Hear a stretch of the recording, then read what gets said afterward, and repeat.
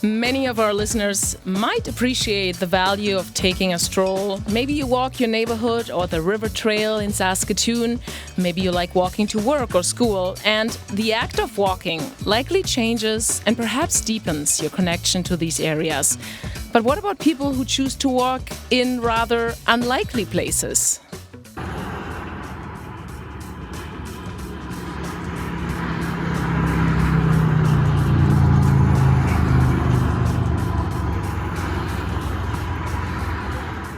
Well, Ken Wilson spent time walking the car-centric bypass on the outskirts of Regina. He's turned his reflections into a new book, Walking the Bypass, Notes on Place from the Side of the Road. We'll hear from him, from a woman whose walk down Dewdney Avenue in Regina was an act of Indigenous reclamation. And in our second half of the show, we'll take you to Saskatoon to speak to an urban planner who can see a bold vision for the future when he walks historic streets. But as always, we love to hear from you. What have you learned from taking a stroll? Do you take an unpopular path? And what do you get from this experience? And how has the act of walking deepened your appreciation for this place? You can call us 1-800-716-2221 or email bluesky@cbc.ca.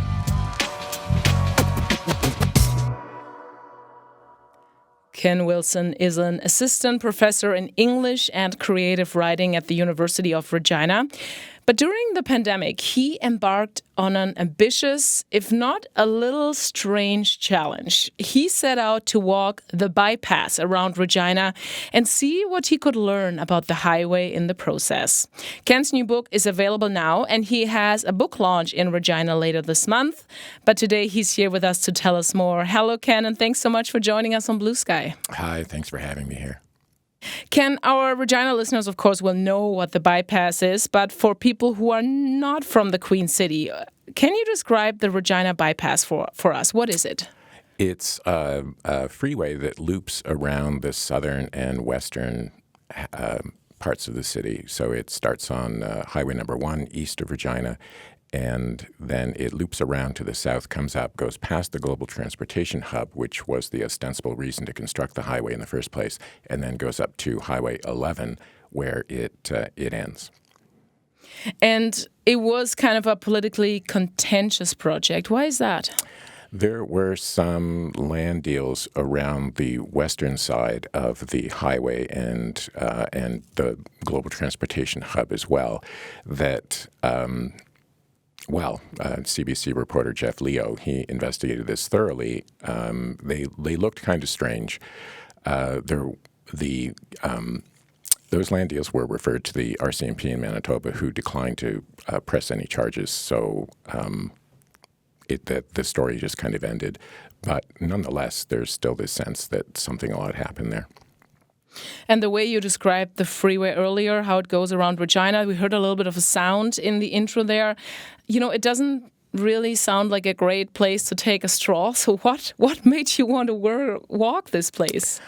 I wanted to think about something that a French anthropologist named Marc Auger says. He wrote a book about something that he calls non-places. And non-places, according to Auger, are locations without stories, locations without relationships or connections. So the shoulder of a highway is a non-place. A grid road is arguably a non-place.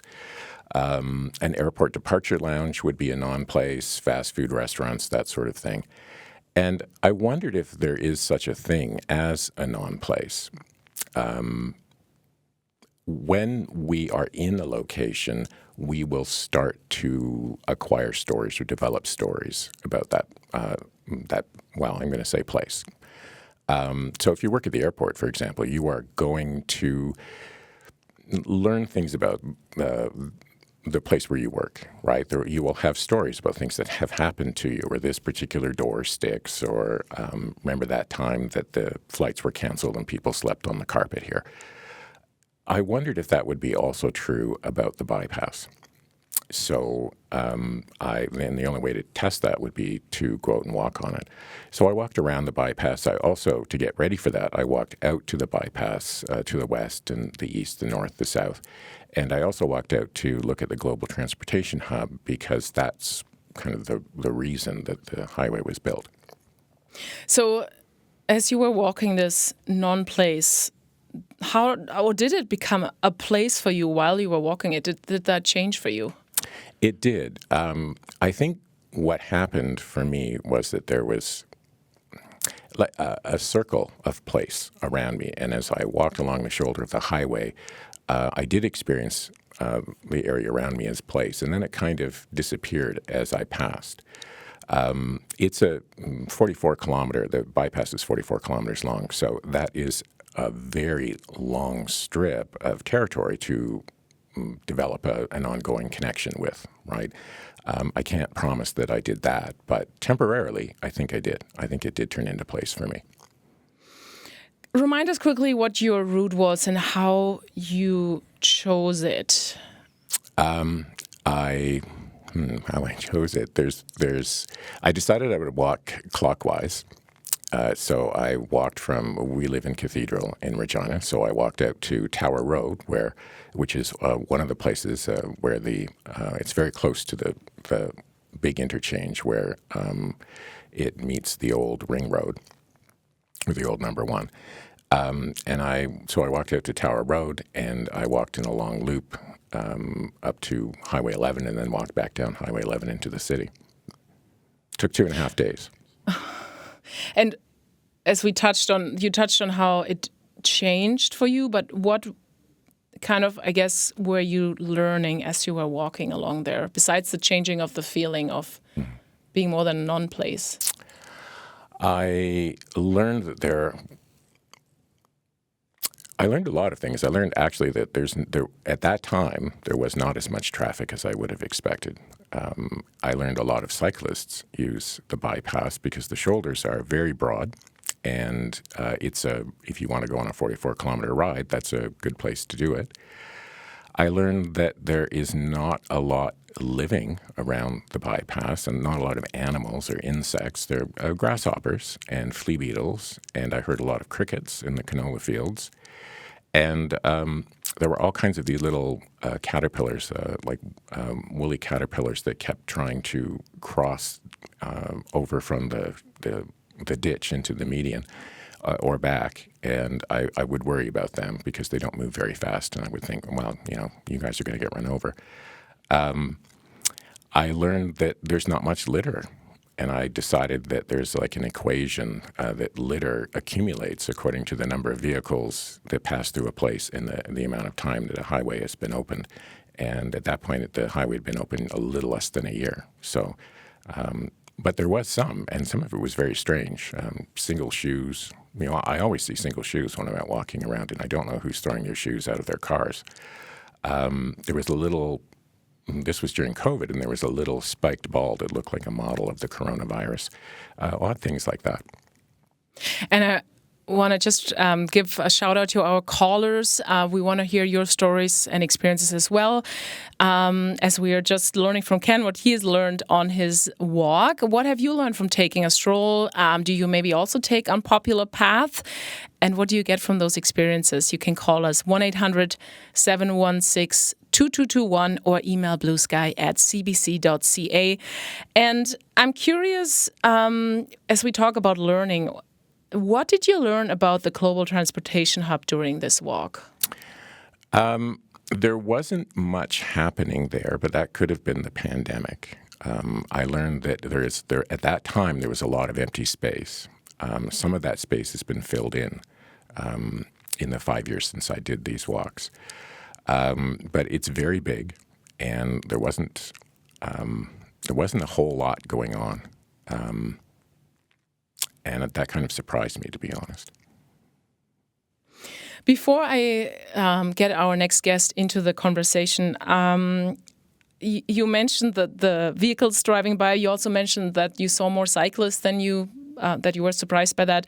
What kind of reaction did you get from people when they learned about what you were doing, or people driving by? Truckers would wave, but most people didn't really respond. Sometimes people think that a pedestrian on the side of a highway is a hitchhiker, but I was walking facing traffic because otherwise it's too dangerous, right? So I don't think it surprises me that I would come across as a hitchhiker, but I've had that experience on other walks. The cyclists always waved and said hello. I want to bring in our next guest now into the conversation as we talk about walking. Jolie Big Eagle Kuwaitaway is one of the founders of the Buffalo People Arts Institute. And for nearly a decade, she has been campaigning to get Dewdney Avenue in Regina renamed Tatonga Avenue. Tatonga is the Lakota and Nakota word for buffalo. So last month, Jolie was part of a group that took part in what they called the Tatonga Skull Walk. And so she joins us now to tell us more. Good afternoon, Jolie, and thank you so much for joining us on Blue Sky today. Good afternoon, Jenna. Thank you for having me.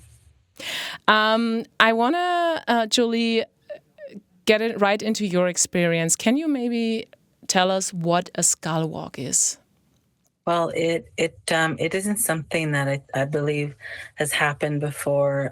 It was a vision that I was gifted in the spring, and after talking to my community, my trusted confidants, and my family, we wanted to, or they supported me in enacting the vision, which was to, in response to, last year's decision by mayor and council, and just kind of the frustration over an act of reconciliation that's been ignored this is the 9th year we've been campaigning for the name change. So the vision, came out of, this sense of, reconciliation to walk the length of Dewdney, which, is, we ended up walking 13 kilometers from Dewdney and Pinky Road, which is actually Zakame urban land. And then we walked the length of Dewdney, kind of had to bypass a bit with construction, all the way to Tower Road and Dewdney. So it's kind of, I heard Ken talking about he started at Tower Road, and then it just kind of our paths may have crossed, in that other zone, and so the walk was just in response to wanting to get into our physical beings and connect, with why has this been so important? Why has it been 9 years of advocating and nothing has come to fruition? And so it was just wanting to enact this vision so that we took over the street. We walked, what are we fighting for? Right. And so, asking community to support us. And we tied up skulls on the back of a backpack. We had someone collect the pieces as we walked, knowing that the buffalo skull would break apart. So can you describe that a little more for me? How did you exactly take the buffalo skulls along as part of the walk?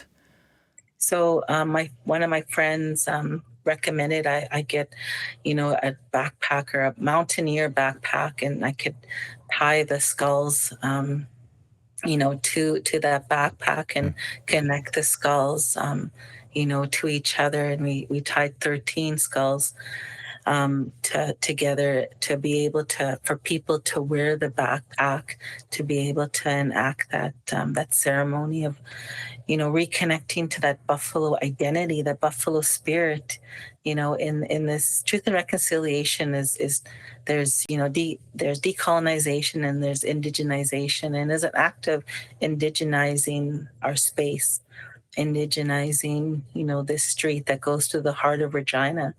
And it's, it's longer than 13 kilometers, Yeah. And is Regina, really, why are we holding so strong to Dewdney? And I don't believe that Regina is reflective of Dewdney's legacy, who, he was he was a profiteer. He was a landowner. He named the street after himself. So, and he was instrumental in starvation tactics against my ancestors. He's also instrumental in being involved in the residential school system, right? And so he wasn't a very good person. So why is Regina holding so hard to that name? I really don't understand. But while that unfolds, the bureaucracy of the name change, it's really taking back the street and just naming it in our mind to Tonga Avenue and that connection, because we're not just a city called Pile of Bones, right? We want to be a city full of buffalo symbolism, buffalo spirit, buffalo energy, to Tonga, Oyate. We say buffalo people, right? And so it's we're presenting this to our Indigenous family and friends, but we're also presenting to non-Indigenous allies Yeah. as well. And you mentioned this reconnecting to the buffalo spirit. How did this walk? I mean, you've been fighting for this for such a long time, but how did this walk and dragging these skulls along the route, how did that change your relationships to the space, or did it? I don't think I've walked different parts of Dudney Avenue. And I know I heard Ken say kind of everything kind of melted away, or kind of, just you just end up focusing on this walk, and how, you see the street differently. You see the city differently when you're walking, and it's more personal.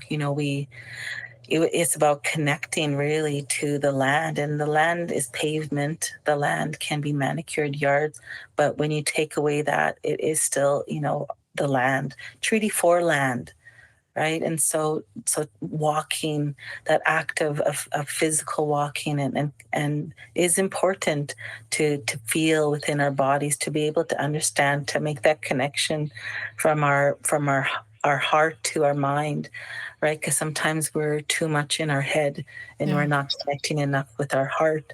So for me, this walking, we try to find that connection, so that we could access, what we call blood memory, and access our DNA connection as well to the land, because that was taken away from us when the buffalo were killed off in a genocidal manner and taken away because of residential school, and so this is something that has to happen, physically. It has to happen figuratively, right? And so, this is just one act of that way. You have been advocating for Dudney Avenue to change its name for a while now. You touched on why it is important. I'm curious if this walk, kind of the feeling, how you felt after this walk was completed, if that kind of was, I don't know how to say it, if it gives you strength, if it gives you hope to keep going on the fight, or how did that influence you there? It was definitely cathartic. I know I haven't walked, like, I think I kind of was exhausted after 10 kilometers, and so needed to, we kind of relayed, had some people driving as well. So, but I know there were others who walk the full length, and I think it's mentally exhausting when you're lobbying for something that you believe in. And so it definitely was something I was anxious about, because it was a ceremony for me, and as well as others. And so for me, it was, challenging to think, well, how are the people going to think? I don't want for anybody to think I'm being disrespectful to the buffalo by having them behind us and dragging them, and it's not a ceremony that I've seen in the city. It's ceremony I've seen in our sacred ceremonies out on different First Nations and out on the land. And so, I was anxious about doing this, because I wanted to be respectful. So, I was mentally, emotionally, physically, spiritually exhausted after the Yeah. event, and it took me a while to recuperate. But it was something that needed to be done in order to move forward. And this Dudney Avenue isn't a big thing in the big scheme of the world, and I would like for it to be, it is in the Indigenous framework. The City of Regina agreed. I've gotten, that clarification. So my hope is that the new mayor and council follow through on what they've adopted in that Indigenous framework, and that was to rename Dewdney Avenue so I could continue on to do other things in the spirit of truth and reconciliation. Jolie, it was such an honor speaking with you. Thank you so much for coming on the show and sharing your experience. We really appreciate it. Thank you. Thank you so much. Take care. Jolie Big Eagle Kowetue was our guest here. She is one of the founders of the Buffalo People Arts Institute. And last month, she was part of a group that took part in what they called the Tatonga Skull Walk down what is now known as Dewdney Avenue. And I want to get back to our current guest. Ken Wilson is an assistant professor in English and creative writing at the University of Regina. And he has walked the bypass around Regina. And Ken, before I bring in our next guest, I'm wondering what your thoughts are, what you heard from Jolie and her experience walking Dewdney Avenue. One of the things that Jolie said that I wanted to pick up on was the idea that you experience a place like Dewdney Avenue not just with your by looking at it, but when you're walking, you're experiencing the place with your body. So, I mean, this doesn't really happen in Regina very much, but if there is a slight hill, you feel it. And if it's windy, that does happen a lot in Regina, you feel that. If it's cold or hot, like you feel those things as well. So it's an embodied experience of a place rather than just you're kind of immersed in that place rather than being apart from it. How much has that affected and influenced you on your walk on the bypass? Oh, a tremendous amount. That is that sense of being embodied in a place, that was a huge part of that experience. Yeah, I guess my walk home sometimes is also uphill. I can definitely feel that walk, and I can describe how it feels to walk it every day. I want to bring in, as I'm in Saskatoon, we've been talking a lot about Regina. I would love to bring in our next guest who thinks very deeply about walking and how it changes how we understand our communities. Hermes Jung is an urban planner also in Saskatoon, and he's a co-founder of the newly founded nonprofit Riversdale Chinatown. Hermes, welcome to Blue Sky, and thanks for joining us. Hi, good afternoon, Teresa. Thanks for having me. Hermes, you've been listening along. What stood out to you so far in our conversation? I think it's really the importance of walking around, and I think walking really gives some perspective at different speeds, angles, heights, and connections to the environment if we really think about it and compare it to, let's say, when we're driving or in a vehicle. Personally, I'm a big traveler as well, and I think the best thing it gives me is the great experience of walking around unplanned, where curiosity guides the exploration when we're traveling. And you're also an urban planner. How do you think about walking from that perspective?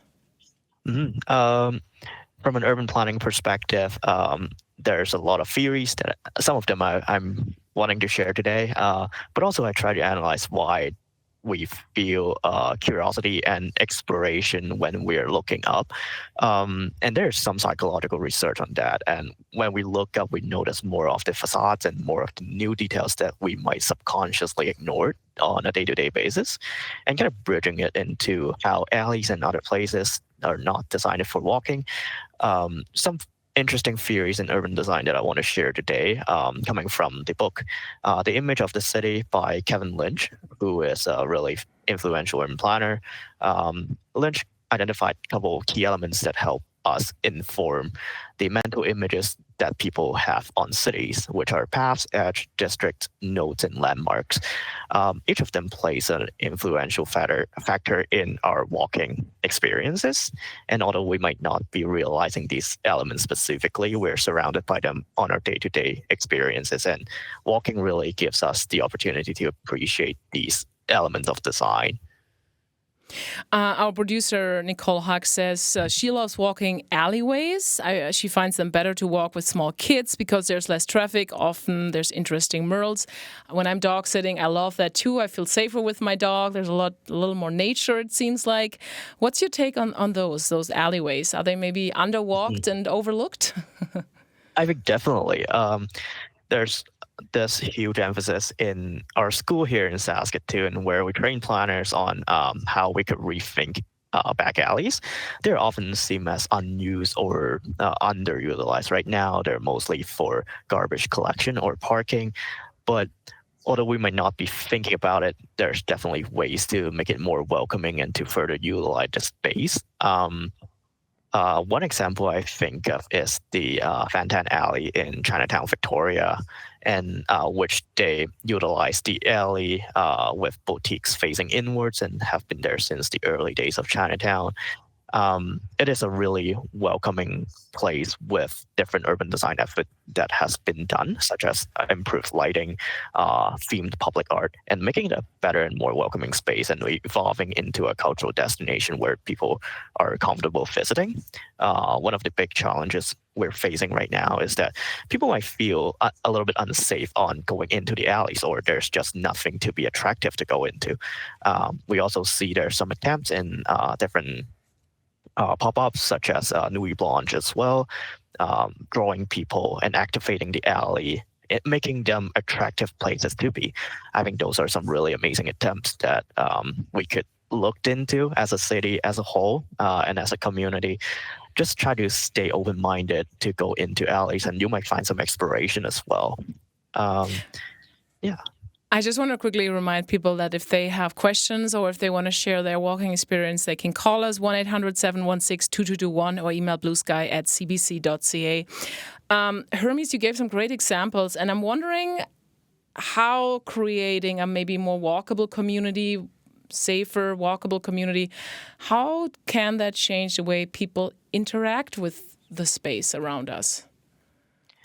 That's a great question. I think one really important thing we want to do as planner is to make a space that is welcoming and attractive for people.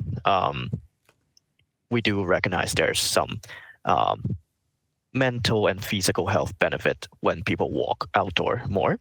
And I think that's one of the really important part for us to rethink about why we're doing this. But meanwhile, I want to emphasize on the importance of community programming and cultural storytelling and their potential in making great places as well. Julie shared her experience with the Dooney Avenue walk, and I think that is a really good chance for us to think about how we see things differently on a street where people might use it for traveling. People drive on a street, and that's pretty much it. People don't really think about how it could be further utilized. And I think community programming could be an answer for that.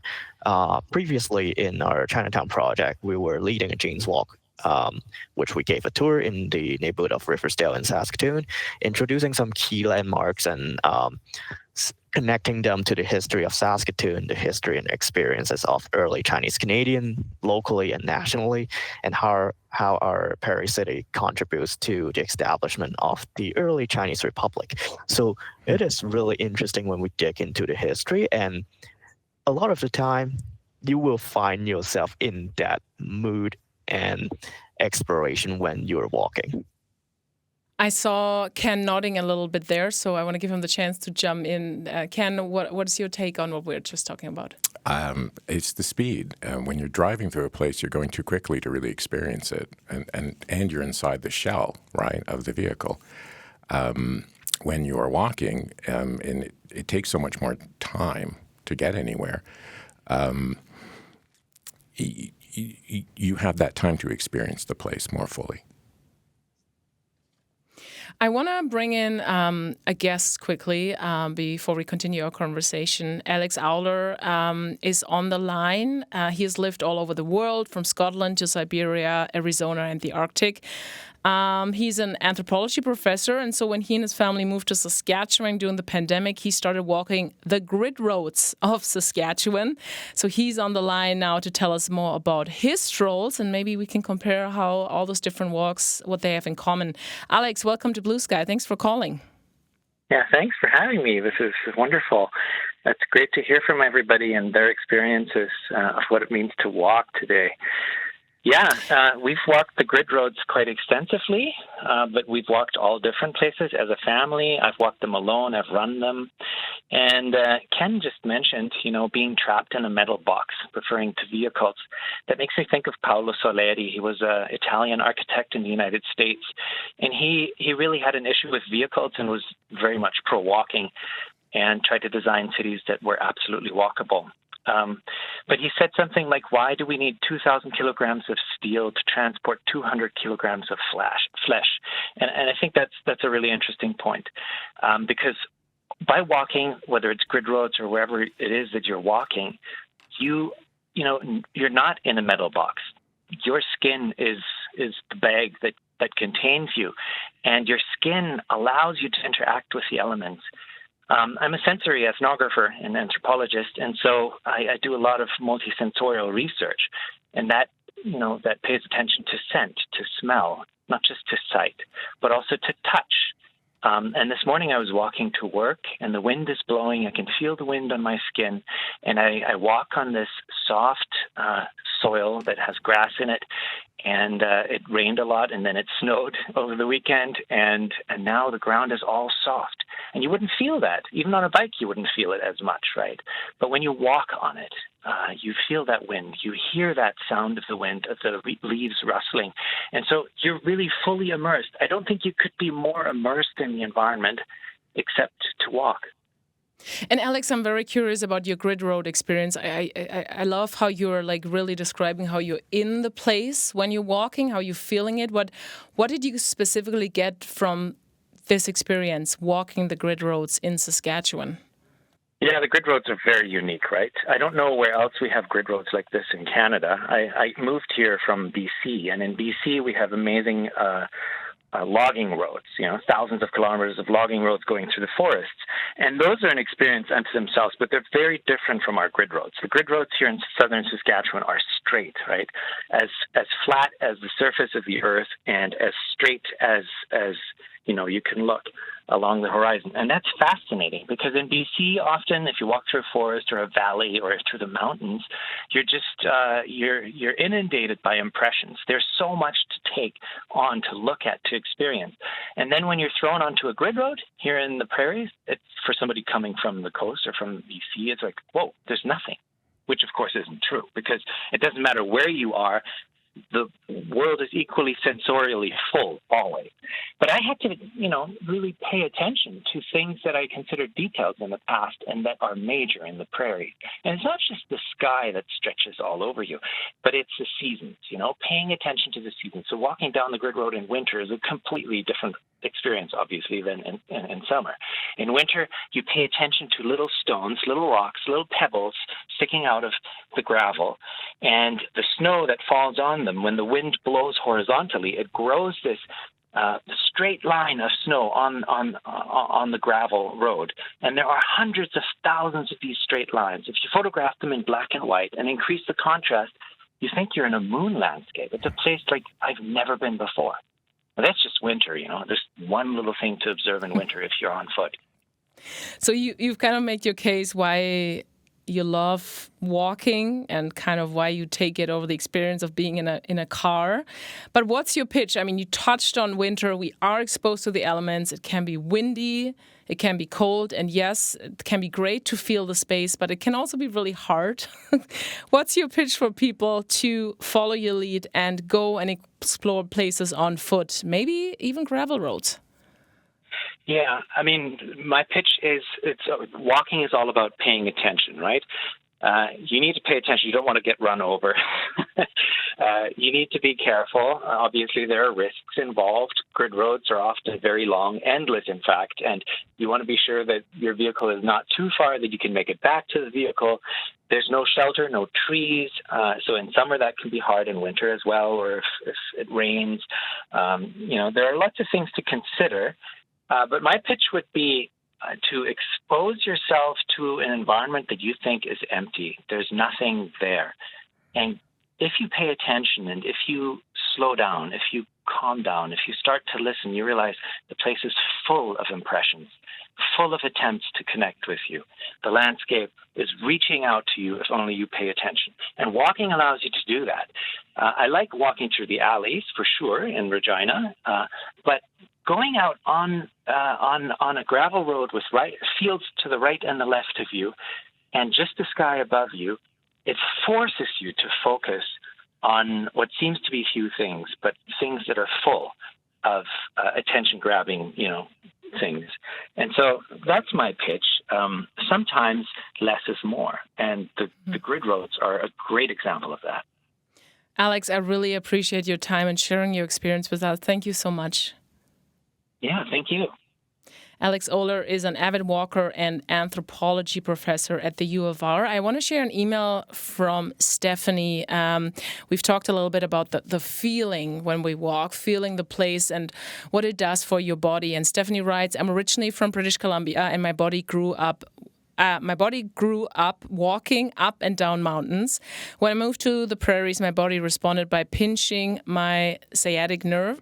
I tried everything possible to relieve this pain, swimming, massage, chiropractic, stretching, on and on with no relief. I had to walk everywhere I went because the pain was too great to drive or sit. I went back to the West Coast to visit my sister, and within 3 days of walking up and down mountains, my pain was gone. Thank you so much, Stephanie, for sharing this.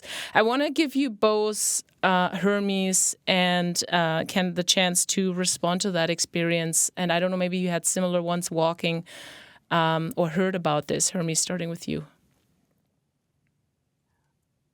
I think the topography is definitely different in BC and here, and I think landscape-wise, it really creates a perception. I think one of the most fascinating thing about Saskatchewan is the endless plains, but also I think it's definitely make a difference physically with a harsh winter and the lack of change in terrain.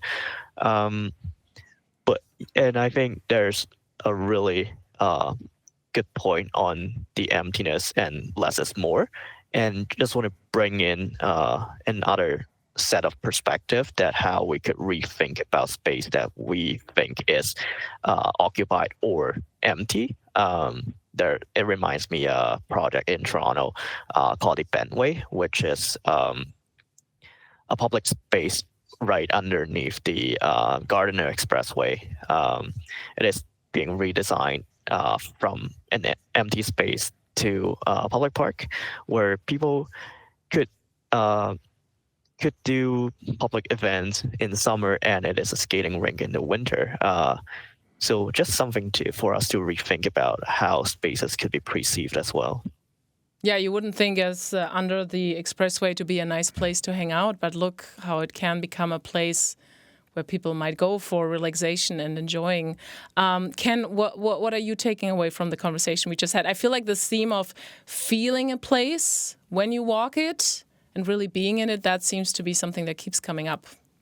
Oh, absolutely. And Stephanie's experience in particular reminded me of something the geographer Yifu Tuan said. He said the feel of a place is registered in one's muscles and bones. And the feel of the hilly or mountainous landscape in BC, that was in Stephanie's body. And strangely, her body needs that, right? In a way that it's something that is very difficult to get on the southern prairies.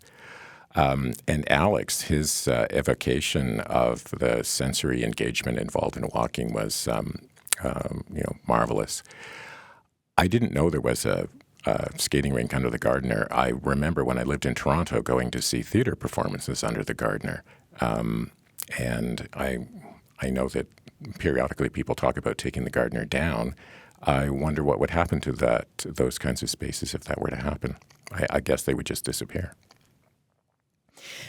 Hermes, before we let you go, you touched on your Jane's Walk that you did in the Riversdale neighborhood, focusing on the Chinatown history. How do you think, or what were you hoping, but maybe how you also think you have changed people's understanding of the area when you walk a space and look beyond the present, but also what the space used to be? I think one of our objectives for doing this is to share the message that there is this rich history happened in Saskatoon and specifically in Riversdale, and specifically it is a Chinese community where they show their resiliency through a lot of different challenges. One thing that we found through conversations with the attendees is that people really appreciate getting more context of their own community when they're walking in places where they visit on a regular basis, but they never knew the story or experience behind it. I think that really makes a difference, and I think that's what we're trying to do, to tell the story and to prompt imagination of how we could go forward as a whole, community as a whole. And we want to remind people that if they have questions or want to join the conversation, we're talking about walking, the experiences of walking and how it deepens the connection to a place. You can call us 1-800-716-2221 or email bluesky@cbc.ca. I wonder, Hermes, how for yourself, as you walk Riversdale and learn more and more about the history, how it changed your own experience walking it, being aware of the history. How's that for you been? I think it's definitely interesting for me as I walk in Riversdale more and more with the project currently I'm having. I think one of the biggest gain that I have is to challenge myself to the conception of safety and perception. It is, for a lot of people, they're skeptical or they're afraid to go out at night, and especially in Riversdale or in downtown. But I think it is really perception, and it could be challenged by going out there at night. I also know some concerns are definitely valid, but I think this project really gives me an opportunity to be there, be in the community, and I think that really changed me as a person and the perception to the neighborhood. And just a couple of seconds here, Hermes, are there any updates on the projects before we let you go? Yes, we have done a couple of big events in the summer, which is very good in outcomes. A lot of mix of people, demographics, and cultural background. We got a nice mix of ages as well. So we will be having more events throughout the year and going into next year. And we welcome everyone to join us in going into Riversdale, seeing the community, and rethink about how it could be going forward. Hermes, I really appreciate your time today. Thank you so much, and all the best with the project. Thank you so much, Teresa. Have a good day. Hermes Zhang is an urban planner in Saskatoon, and he is the co-founder of a revitalization project in Riversdale, Chinatown. And Ken, before I go back to you, we got some emails I would love to share with you. One is from Jim. We've been talking a lot about southern Saskatchewan and walking there, but this one talks about the joy of walking in northern Saskatchewan. Jim writes, "Nothing beats a walk in northern Saskatchewan's old-growth pine forests. Clears your brain, heightens your senses, and gives interesting experiences, whether it's wildlife or foraging for cranberries, mushrooms, etc. The light crunch of reindeer moss and softness of green moss makes the walk so pleasant and truly is my happy place." Well, Jim, thank you so much for this. And then another email we got, not quite sure who wrote it, but V wrote it. There we go. And V writes, "I belong to the Sask Seniors Fitness Association, Saskatoon branch. We have a group that walks different areas of Saskatoon every Tuesday. The group has over 25 members, and we enjoy getting to know our city. Also a fantastic social group." V, thank you so much. So, Ken, once again, we have that being more in an urban setting, and in V's case, I guess, the socializing, going out to meet others. And then we had the example of northern Saskatchewan really feeling the forest. I love that. I love that too. The Japanese have an expression, shinrin yoku, which means forest bathing. And the idea is that when you're in a forest walking, the trees, they give off chemicals that have an effect on us that change our mood. And it's really quite an amazing thing. I love old-growth white pines. Oh, my goodness. It is an amazing experience to get to walk with other people. Most of the time, all the walks I did for this book, they were all solo walks, partly because of the pandemic, partly because I wasn't comfortable taking people on a long walk in what might not be an entirely safe environment. The side of a highway is not really a pedestrian-friendly space. But I have been on walks with other people, and you get to know them quite quickly because you're spending so much time together. Which is a social benefit, but I'm wondering if you doing this by yourself, actually walking along the gravelly edge of a freeway, cars zipping by, if that maybe even, as we heard there about from the northern Saskatchewan forest, your senses are all in alert and you really, there's the benefit of being social and chatting, but there's the benefit of being in the place. I wonder if that would have been different for you if you had someone else with you. Yes, when you're with someone else, then you're talking, and that can distract you away from the place where you are.